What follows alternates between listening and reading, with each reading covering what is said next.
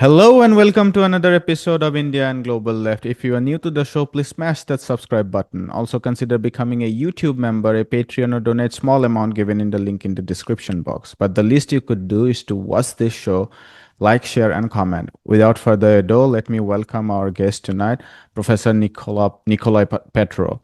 Professor Petro is a professor of political science at the University of Rhode Island in the United States. He also served as the U.S. State Department Special Assistant for Policy on the Soviet Union under President George H.W. Bush. Professor Petro, welcome back to India and Global Left. Nice to be with you again. I want to discuss the significance of the recently concluded Alaska summit between the United States and Russia. So if you could open with what's your interpretation about the significance of this recently concluded summit? I think it was important. I think it was a success for the party of peace as opposed to the party of war. The things that stood out for me was that the phrase that Putin repeated most often was that he had what he called a relationship of trust or relationship of confidence. The phrase in Russian is доверительные отношения with Trump. Trump, by contrast, used a more commercial term.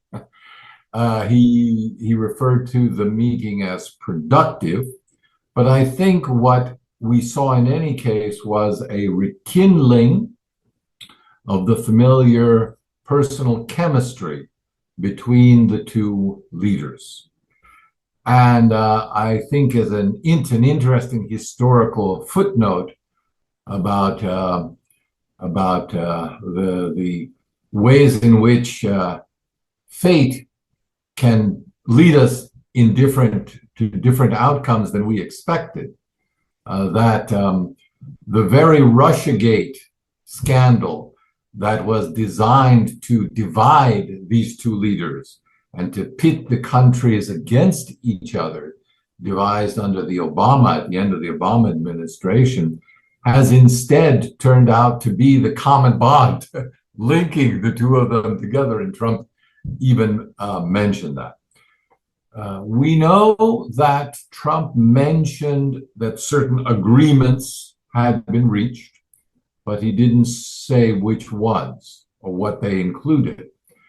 Nevertheless, I would submit that the fact that Zelensky is flying to Washington on Monday to nail down the details of what was discussed is an indication that something very substantial was agreed upon between the United States and Russia. Also, I think it is interesting from the few public remarks that I've seen by European leaders, the fact that they are not openly sabotaging the process of negotiation, suggests that the impetus has shifted away from placing obstacles to peace to perhaps encouraging a peace settlement. And the most interesting aspect here, this is one that President Putin has emphasized repeatedly as an explanation for why he rejects a ceasefire, is because a ceasefire is an impediment to a peace settlement. A ceasefire is a freezing of the conflict, whereas an actual peace agreement or peace settlement is an ending to the conflict. And as we have seen from very many ceasefires in the past, they either continue indefinitely without reaching the stage of a peace agreement, or they simply collapse soon afterwards, and then the fighting resumes. So it has always been important, Putin has said, for Russia to achieve not a momentary and a partial ceasefire, but an actual long-term peace agreement that addresses, in Putin's view, all of the issues that led to the current conflict. My last point is that it is very tempting for many to dismiss the Europeans, dismiss the EU as a fifth wheel, if you were, in these negotiations, failing to accomplish anything and only being an obstacle to an actual settlement. But I think this would be a mistake. I think it is important for European elites to recognize that the security interests of Ukraine and Russia are interlinked, not only with each other, but also with Europe as a whole. And that if these interests, which are all interconnected, can be linked together in some sort of pan-European security framework, then the territorial disputes will eventually resolve themselves, just as they did in post-war Europe. And I even have my new favorite phrase to express this, if I may launch it on your channel. Another way to think of this is that Russia must again become part of Europe so that Ukraine can become a part of Europe. Let's stay with Europe for a moment, because you are, of course, making a big claim that that European leaders seem to have shifted their position from being an obstacle to the peace agreement to something where they are amenable to negotiation. And I was reading some of these joint statements coming out from the European leaders after the conclusion of the summit, and President Trump apparently had a call with them. And yes, you are right, they avoided the term ceasefire, which they had been hell-bent for the last few weeks or so. And now that there is a shift, there is a clear shift in the United States, where President Trump said that we have to move towards a comprehensive peace agreement instead of talking about a ceasefire. The Europeans don't want to offend the Americans, and so, of course, they have excluded using that phrase. But nevertheless, all the leaders, including not just France, Germany, but also Italian Prime Minister, they are repeating the phrase that Europe should, the West should ensure a security guarantee to Ukraine. Now, there can be two interpretations of that. One can be a genuine substantive interpretation that that includes Russia, and it's a genuine security, genuine arrangement for ensuring security. But the long-standing interpretation of what they mean by that phrase is a security guarantee of Ukraine within the framework of NATO. Now, this war, if anything, must make it clear to the Europeans that that Ukraine cannot have security guarantee within the framework of NATO. So what does it mean for the European leaders still to insist that we must have a security guarantee for Ukraine? What is your interpretation on that? The most hopeful interpretation, which is the one I always subscribe to, is that indeed we are talking about a revitalization of the Astana communique of 2010, which in which the members of the Organization for Security and Cooperation in Europe agreed, all of them, to the principle of indivisible and mutual security across the whole continent. So no security for any party can be achieved at the expense of the security interests of another party.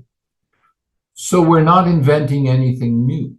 We are simply returning and hopefully putting substance into what was already agreed upon as the principle for a post-war, post-Cold War security framework.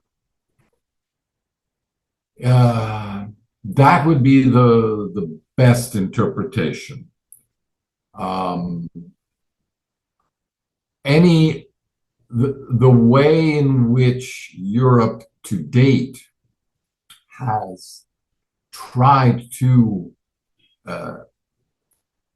enhance its security is clearly at the expense of Russia, because what they are trying to do is to carve out a defensive area against Russia. So there is no dialogue except between our camp and the Russian camp. And the entire effort to date in Ukraine has been to entice and at times coerce Ukraine into joining the Western camp under the false assessment that this would enhance European security. So in that misguided, I think, security framework that Europe and NATO has been pursuing in recent years, Europe's security is gained at the expense of Russia's security. And by the way, at the expense of China's security and everyone's security. There is only one also way Ukraine. in which... Also at the expense of Ukrainian security. One could argue so, although the current government in Ukraine does not hold to that interpretation, because it wants to be in that fold with Europe and believes it will be more secure there. I doubt that. I doubt that very much.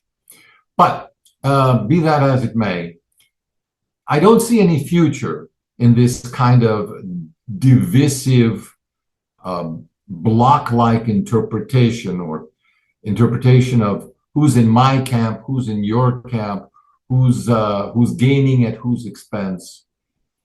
I think the future will be one of mutual and shared responsibilities for security. And I think Europe will be forced into that position. Geographically, it has no choice, I think, but to be in that position. The United States, I'm less confident in predicting what role the United States will play, because even more than Great Britain in the 19th century and 18th and 19th centuries, when it tried to be an arbiter of a power broker between the continental powers and Europe, because it was an island. The United States is more of an island. It is even more insular. And it's more insular, especially in its mentality about itself. So I think there is a strong thread in American political thought that yearns for isolation from the rest of the world, and to be, as Pilgrim Forefathers put it, Jonathan Edwards, to be a city on a hill, a beacon for the rest of the world, but not one that actually intervenes, that shows the way. But, if other people want to emulate us, you're welcome to do so. That kind of benign neglect or isolationism. But I'm not sure that is a viable prospect for the 21st century. I'll come back to the US a bit later, but if I could stay for one more round on Europe. What you are saying is, of course, the most hopeful situation, but do you see that political shift? Because I, on the contrary, feel that within the European leadership, you look at the EU, you look at much of the leaders, there doesn't seem to be any shift about their attitude to Russia in general. Sure, one can argue that there is a significant divide between people at large and the elites, and there might be also a geographical divide where the Nordic countries, Germany and Eastern Europe, are absolutely against Russia. The Mediterranean states perhaps are less. I'm just guessing, Yeah, but I've heard you yeah, could you could make think that that. argument. And Britain, of course, is very Russophobic, has been that for a very long time. But nevertheless, the main institutions don't seem to grapple with the idea that our collective future lies with a common Eurasian framework where it is cooperation more than, conflict. I mean, yes, there are different interests. Maybe sections of German financial interest would like to see more cooperations because they have more direct Russian interest there, or even the industries which might get raw materials, particularly in energy inputs. But overall, when one looks at the leadership, I don't see a shift. What makes you hopeful? Well, I would say I don't expect any rapid movement, particularly by institutions. Institutions are by definition set in their ways, and institutions are idiotic. They do not think, they do not reason as a whole. They have instinctive attitudes, which are carried forward within the ethos of the bureaucracy as it gets shaped over time. So, literally, senior bureaucrats hire themselves as junior bureaucrats, and this is the way it goes all around the world, which is why there is such continuity. But this continuity in bureaucracies, and I'm talking about Brussels specifically, the Brussels bureaucracy, the Eurocrats, does not have any vision. It does not have any purpose. It is self-perpetuating, and it looks to political leaders to indicate general trends, but ones that may or may not, they may be in power or may not be in power long enough to actually affect the day-to-day workings and course of the bureaucracy, which is why when sanctions get imposed and are negotiated over time, it's very difficult to undo them. They're self-fulfilling, they're self-perpetuating, as every government regulation is. You can still find government regulations on the books from 100, 200 years ago that are still in effect in every country. There's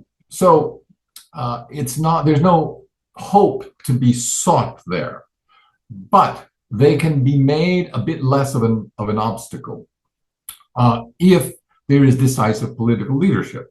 The political leadership currently, I think in Europe, and I'm talking specifically about the countries that I'm most familiar with, so Germany and Italy, and in accord with them, usually Britain and France to varying degrees. These are political elites that, in my opinion, do not have any clear vision of the future.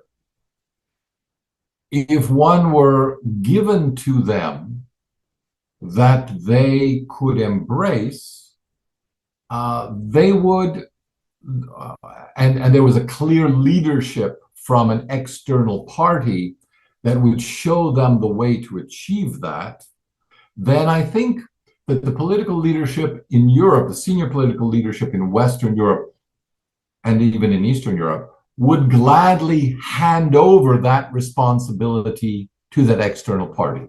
And today that external party is the United States. The United States has effectively shown with Trump's tariff negotiations with the EU that it dominates Europe, that Europe is an appendage, or another common term is a vassal entity of the United States. Now, one can quibble with this. One can say, well, on the death penalty, Europe is against and the United States is overwhelmingly for. And what about this human rights? And what about LGBT? Or what about this? Or what about that? Yes. But those are insignificant and irrelevant social issues that can easily be appeased in Europe because they are local constituencies. Foreign policy everywhere that I know of is a matter of the elites. Elites make the foreign policy decisions because they are plugged into the financial channels, the military channels, and they have the political connections. And that combination is a relatively small group of people that interact with each other and know each other very well. And my sense of Europe is that it has been floundering for a way out of the Ukraine morass that it got sucked into by the United States, by a previous administration. And I would like to remind readers, at least in my interpretation, that Europe was initially very reluctant at the outset of both the Obama, when Obama was reluctant to invest in the military support of Ukraine, and when during the first part of his presidency, Biden also proved reluctant and dribbled out assistance. All that Europe did was to copy those attitudes and performances. When the United States expanded its military and financial assistance, likewise so did Europe. And when it was curtailed, so did Europe. So there's no, in my assessment, independent thinking on the part of Europe. So it is key at this point to see, and this is a big if Trump will be consistent. Not his strongest suit. He is known, if anything, for his inconsistency. But I think we may, all as analysts, be underestimating Trump a little bit, because it is easy to point to his inconsistencies. But perhaps it is useful to draw a distinction between the inconsistencies that he talks about and makes public in the process of negotiating and in the conclusion to negotiations, in which there's a lot of bluster. If you don't do this, then woe betide you, and you'll see that I'm no one to push around with, etc., etc. And then there seems to be the deeper consistency, which he does fall back on with respect to great powers, which he doesn't always understand are great powers, as in the case of India. Yet, I think he just doesn't. He doesn't realize it, but he may yet come to that understanding. And so I see him much more cautious and much more consistent, at least so far, in his his strategy, as opposed to his tactics, in his strategy with respect to China and Russia. And that overall, I think, is a good thing. Yeah, I guess that's a persuasive point, that when it comes to European foreign policy with regards to Russia, it's overwhelmingly overdetermined by the attitude in the United States, and there is a lack of independent foreign policy in Europe when it comes to Russia. I think that's a fair point. Okay, let's shift to... Can I add one thing to that? Yes, of course. Before we move on. An interesting indirect indicator of this is the tone of the mainstream media, which fluctuates with the type of information that is released to it and the interpretation, the spin, as we call it, the spin that is put on it by government officials. And we see in the case of the United States that spin changes very quickly when given the whimsies and moods of Trump. But I was struck also by the appearance very recently, and in a clear cadence with each other and very close to each other, in both the French media and the English media, two of the most Russophobic, and even in the German media, of critical articles about Ukraine, which would never have appeared, about corruption, about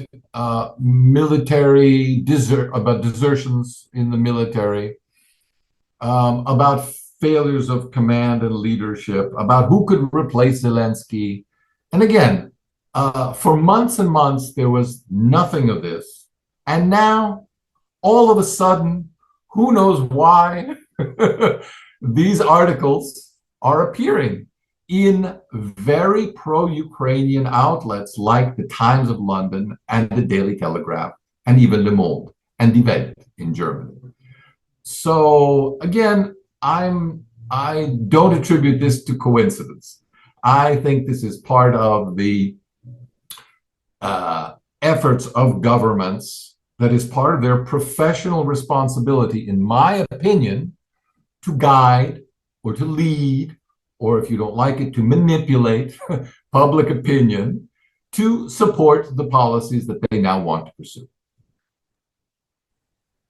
Yes, even with the FT, which has been very, very Russophobic, it spins articles about the collapse of Russian economy all the time, talks about, oh, the real interest rates are far higher, the real inflation is far higher, these are numbers being cooked up, there is a lot of bad loans. Sure, the military industrial complex in Russia is going forward, but it is done by juicing up the economy for that. I mean, even they are now admitting that Russia has won the war. I mean, up until very recently, they have been very reluctant to admit that. Martin Wolf, who writes generally on economics, he wrote an article saying that Ukraine is winning, and all these numbers about Russia winning is just a hoax. And but things are changed. At least there is a mixed bag there. I'm not saying they have abandoned their Exactly. There is a mixed bag. The government led media cannot be too obvious about it.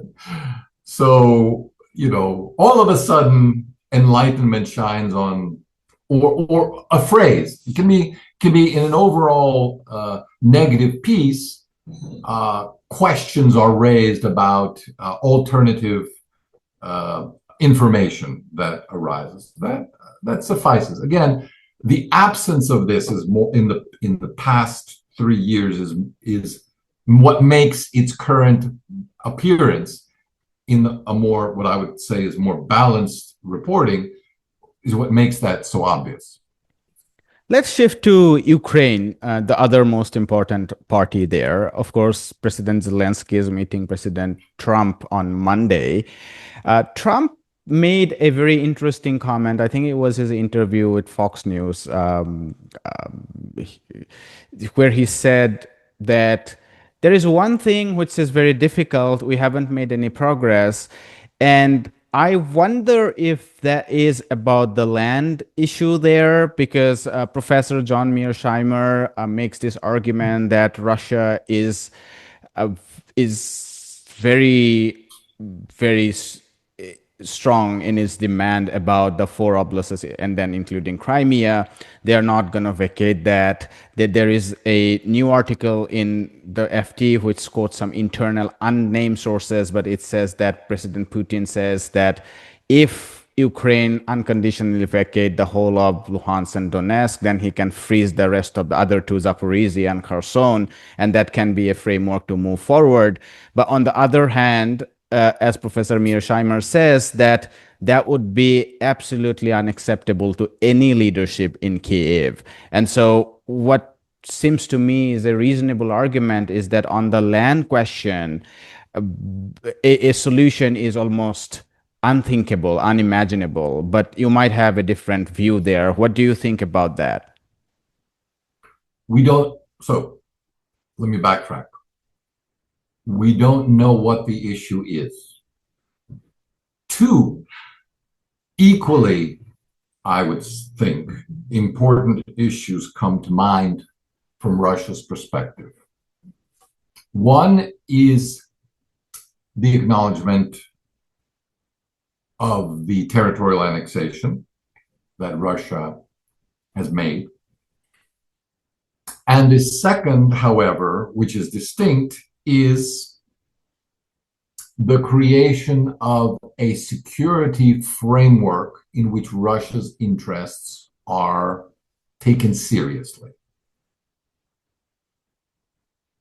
those are interlocking demands because solving one helps to solve the other, but they're not the same demand. Assuming that the issue that we're talking about, on which the sides are still far apart, is acknowledgement of territory, I don't see that as a very big problem. I don't see it as a big problem because there is ample diplomatic precedent for resolving such territorial disputes. And the key concept that needs to be applied is that of delay. Delay recognition. De facto is not de jure. And even Friedrich Merz, the German chancellor, made the remark not long ago, this past week, that the consensus in Europe was that we would never recognize the territorial annexation. To which Russia might well say, so what? It is, in fact, our territory. We exercise authority over it. The international law that could be applied in these circumstances is very technical and very complex. But again, suffice it to say in broad strokes that de facto is not the same as de jure. And there's an interesting saying that Americans have that I think it sounds very callous, but it's the way Americans think about politics and the law. Possession, so the saying goes, possession is 9/10 of the law.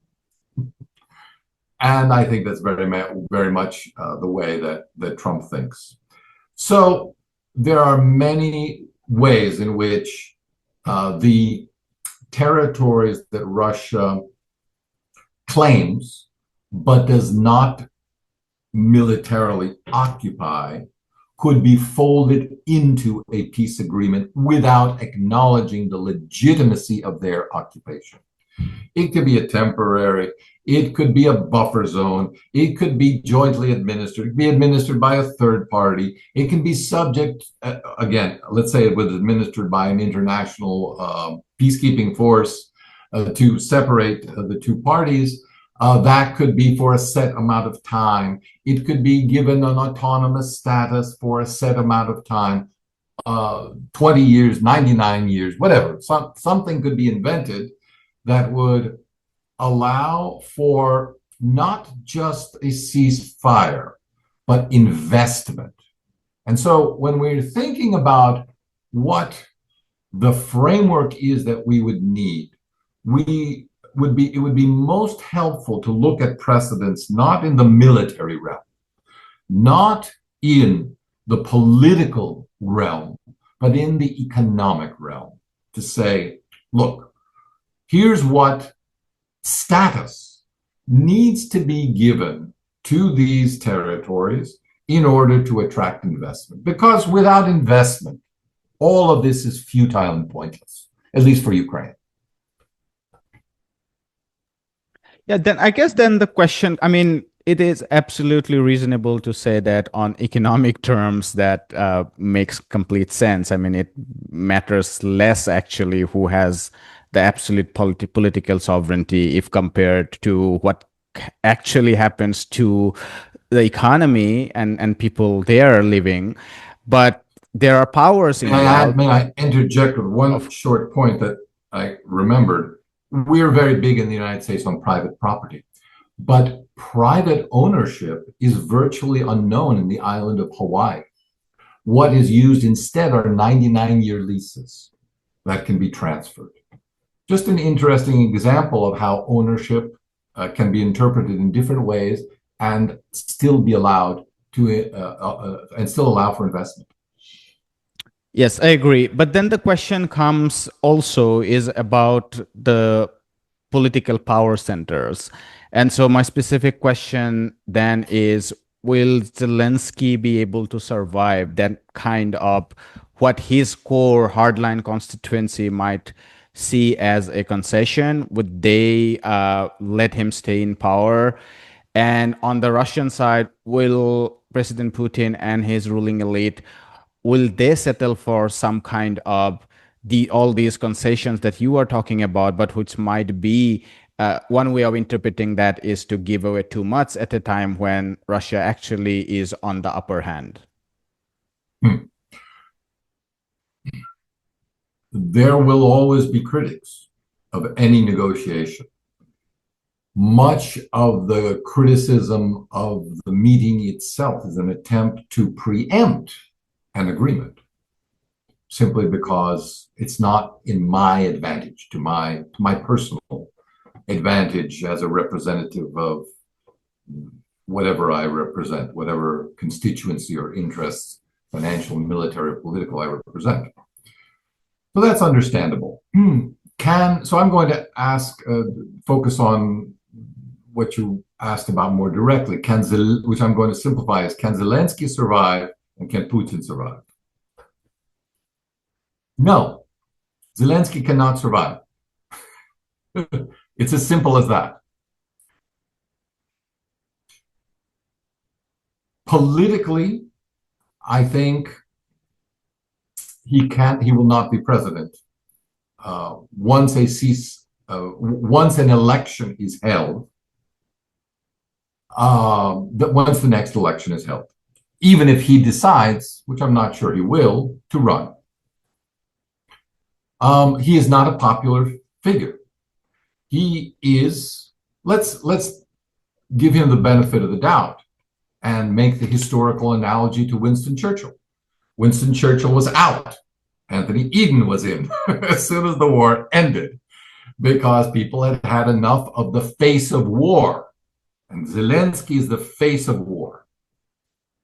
Successful or not is almost not as important as the fact that he is associated with all this grief.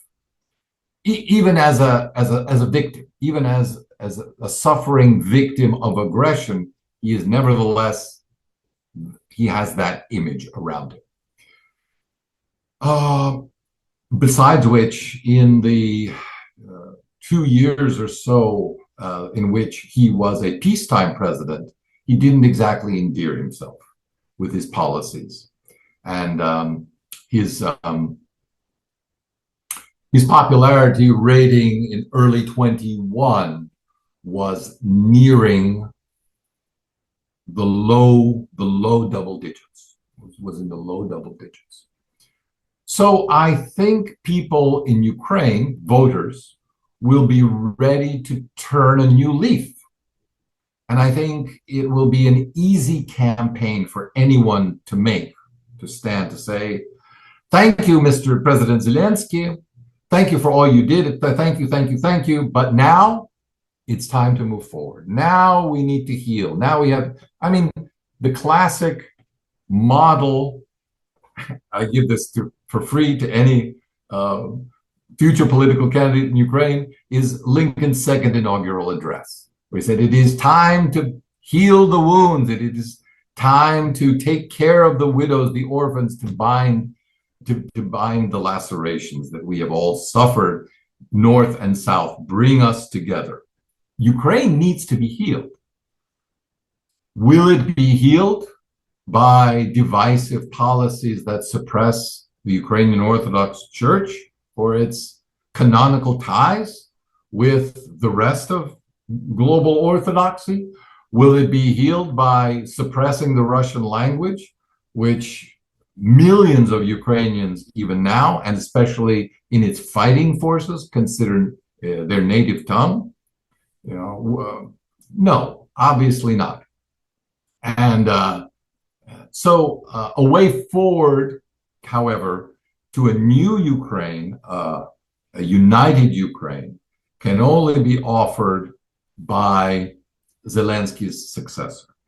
And I think Zelensky can be given is likely to be given very attractive terms for leaving the political scene and doing a global tour where he can be applauded and feted and maybe decide to stay somewhere with his family overseas, but not be involved in Ukrainian politics. With regard to Putin, the base is different, so it's harder to tell. His popularity rating, if one believes opinion surveys, which I do, has remained very high and very consistent. He himself, however, that's partly attributable to his own consistency. One of the things that you will notice about Putin's rhetoric, typically, compared particularly to the rhetoric of Western politicians, is that he does not flip-flop very often. He says, this is our objective, and we are determined to head to it. And he always comes back to reiterating the same points. And it's remarkable when people don't hear it and don't understand or can't listen, because he says nothing else but what he means. And so people trust that. I think in Russia, the average voter trusts that. But he's no spring chicken.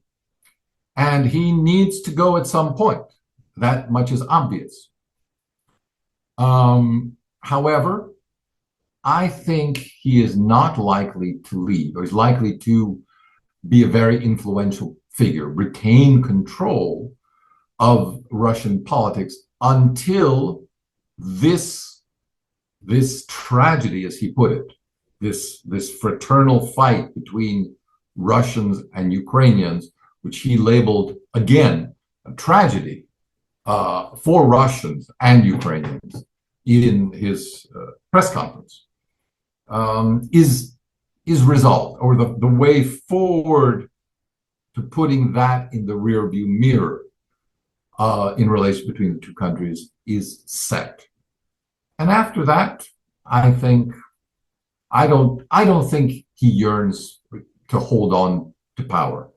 I think he yearns, I may be wrong, but that's my sense of the man, as he yearns for a quieter, more contemplative life outside of the public eye. And I think he's more likely to get it than Zelensky.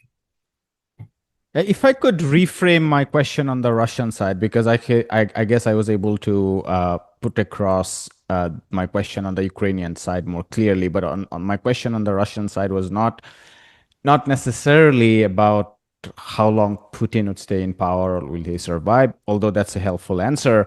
But my question I was thinking was, would Russia settle for something that is, let's say, relatively moderate, the kind of things that you suggested, freezing for 10 years, 99 years, 5 years, or, joint administration, etc., or would his far right, or let's say, would his radical nationalist constituency push him for, intractable position that now that we are in the upper hand, we should not settle for something less?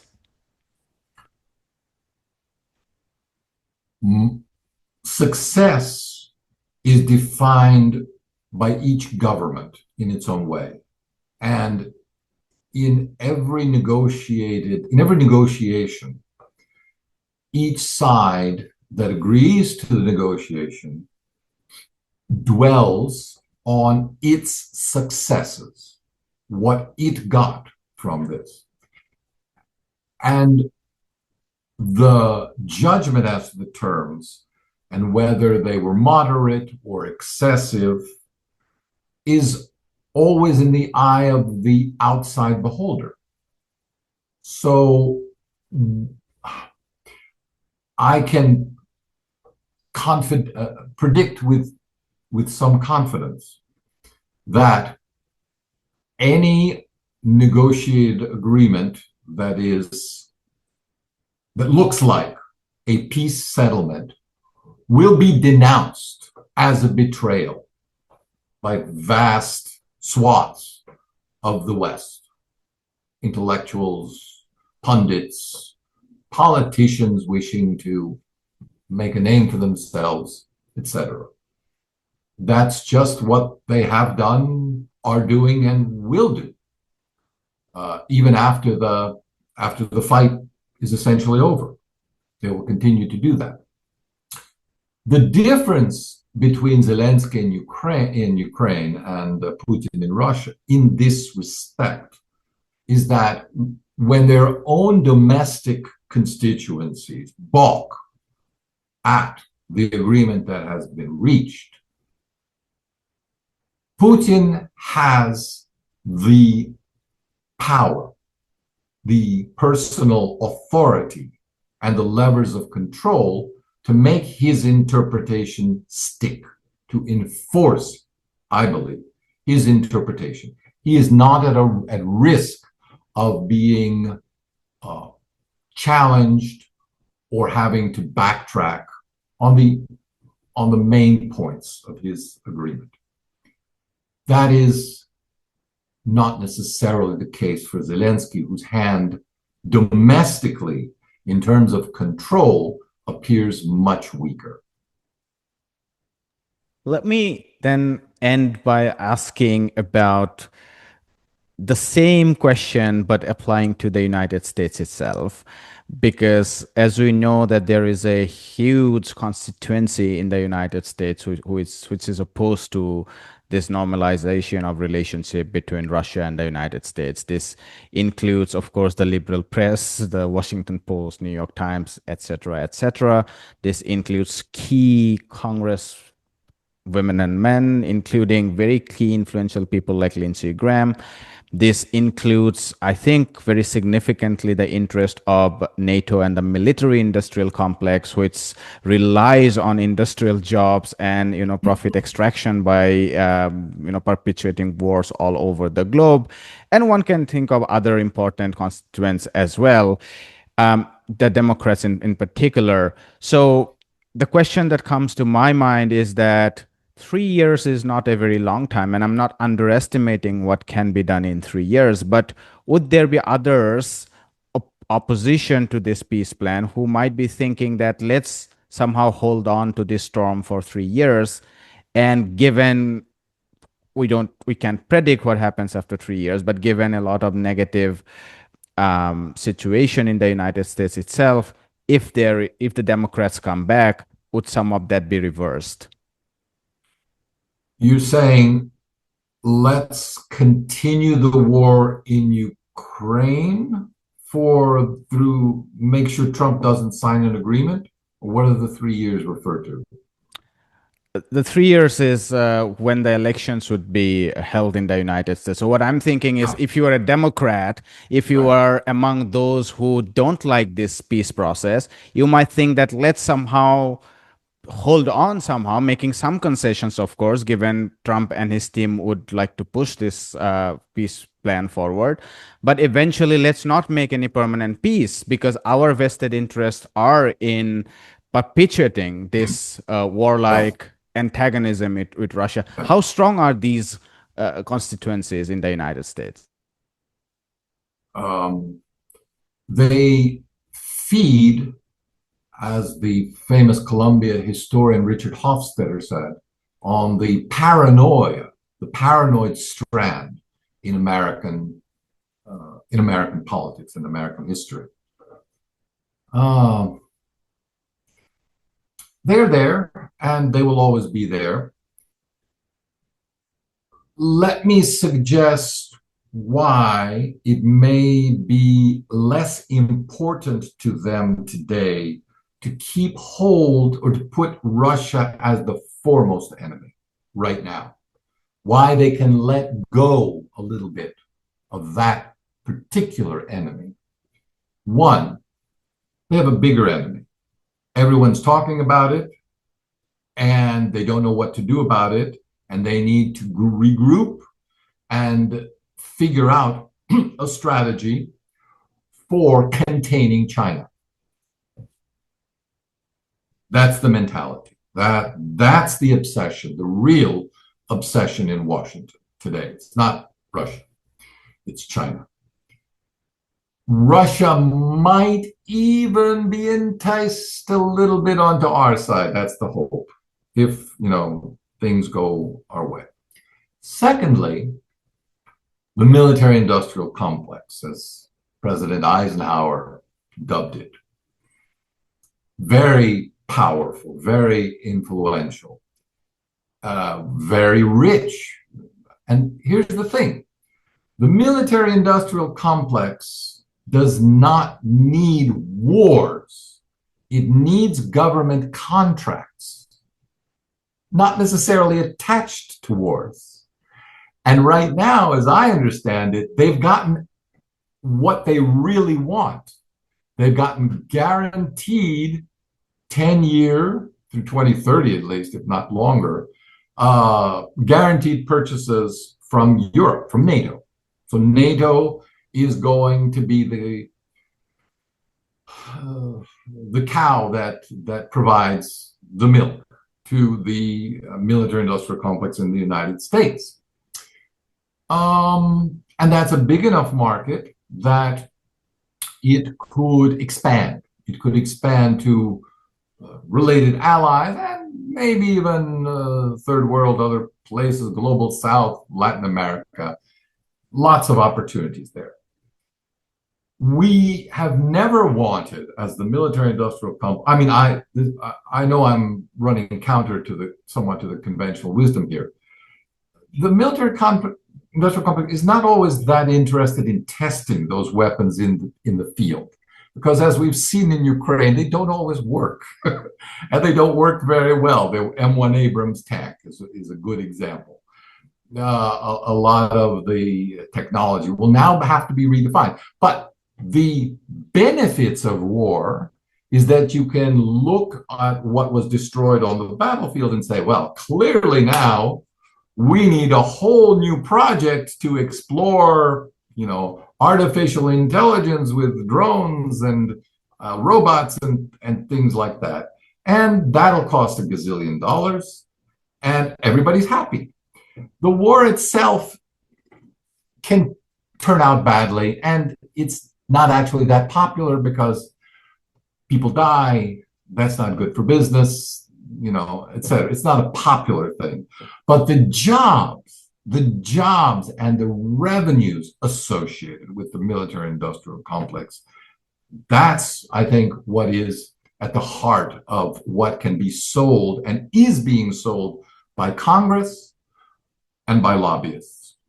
And so if you can go to any congressman, and Lindsey Graham in particular, and say, we will strengthen America by investing in building, et cetera, these weapons, but not necessarily, we're not going to necessarily share them with anybody unless we have to, and unless we have lots of them to sell, then I think he'd be perfectly happy with that arrangement, because it's not about the wars per se, it's about the money to be made in the preparation for war, which then gets drawn down once the war is engaged and becomes increasingly unpopular. Yeah, these are two very important points you added. One is that China is the bigger obsession, and the second, also very important, is that the military-industrial complex do not necessarily need actual war all the time, but they need the contracts, and that those contracts can come by convincing the other side to spend more. And the Trump and his team is on board on that. I mean, they have effectively arm twisted the Europeans. $1 trillion budget. We spend more on the military than the rest of the world combined. Well, his own budget, but also to expand the budget of the European Union, which was for a very long time cashing off the... More money for us. Yes, yes, absolutely. All right, we'll leave it there, Professor Petro. This was a very helpful conversation, and I was very glad I was able to ask you the relatively more difficult questions. Thank you. I enjoyed back and forth more than just listening to myself. Thank you so much. Have a wonderful rest of the day ahead. Bye. Thank you. Hi, my name is Ayushman. I, along with Jyotisman, have started this platform. In the last 2 years, we have tried to build content for the left and progressive forces. We have interviewed economists, historians, political commentators, and activists so far. If you have liked our content so far and want us to build an archive for the left, I have two requests for you. Please do consider donating for the cause. Link is in the description below. Also, if you are not able to do so, don't feel sad. You can always like our videos and share our videos to your comrades. Finally, don't forget to hit the subscribe button.